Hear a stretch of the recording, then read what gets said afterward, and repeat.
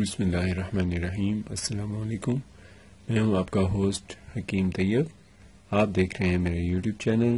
Welcome to my channel. آج ہم بات کریں گے پیشاب کے بارے میں۔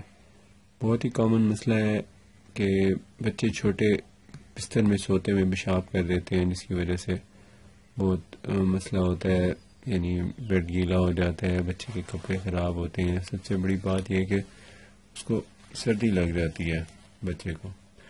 تو اس کو ٹھیک کرنے کے لیے سب سے پہلے تو دیکھنا یہ ہوتا ہے کہ اس کی ریزن کیا ہے۔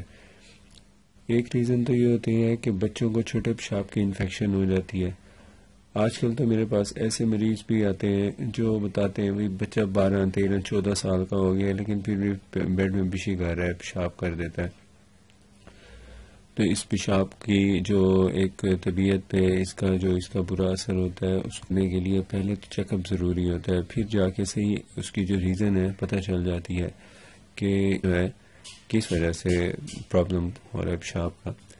تو سب سے پہلے جو یہ ہوتا ہے کہ چیک کرنے کا طریقہ ہے کہ رات کو سوتے ہوئے بستر پہ جانے سے پہلے بالکل لاسٹ ٹائم پیشاب چھوٹا کرا دیں، پھر سلائیں اس کو۔ چاہے یہ بچہ چھوٹا ہے، چاہے یہ بچہ تقریباً 5-6 سال یا 12 سال کی عمر کا ہے اور اس کے ساتھ یہ پرابلم ہے، تو دونوں کو ایسے ہی کرنا ہے آپ نے۔ تو جو اب دوسری اس کی جو ہے چیک کرنے کی، اگر اس کے باوجود بھی چھوٹا پیشاب کرتا ہے یہ، تو پھر آپ کو چاہیے کہ آپ اس میں اپنی دوسری جو اس کے لیے ہے ویکنس کے لیے ہوتا ہے، وہ آپ نے لینے ہیں تیل آپ نے لینے ہیں 50 گرام، اور شکر لینی ہے 50 گرام، شکر سفید ہو۔ ان دونوں کو اچھی طرح مکس کر کے اس کو مطلب تھوڑا سا تیلوں کو بھون لیں توے کے اوپر، اور ساتھ میں آپ جو ہے استعمال کریں اس کا مکسچر بنا کے، ایسے اس سائز کے ایسے گولیاں بنا لیں انڈے سے، تو ایک جو ہے لڈو وہ آپ کھلائیں۔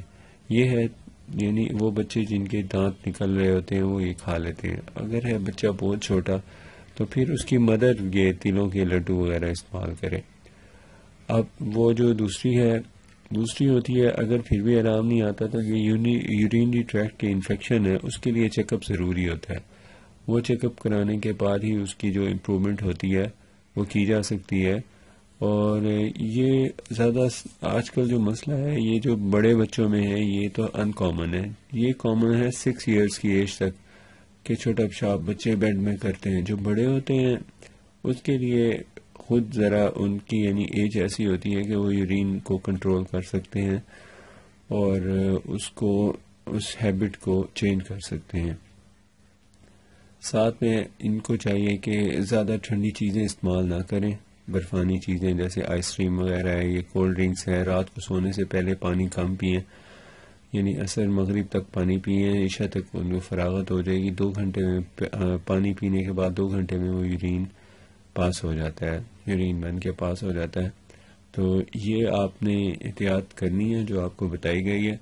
اس سے اگر کوئی آپ کو مزید رہنمائی چاہیے ہو تو آپ کمنٹ باکس میں کمنٹ کر کے اس کی رپلائی لے سکتے ہیں۔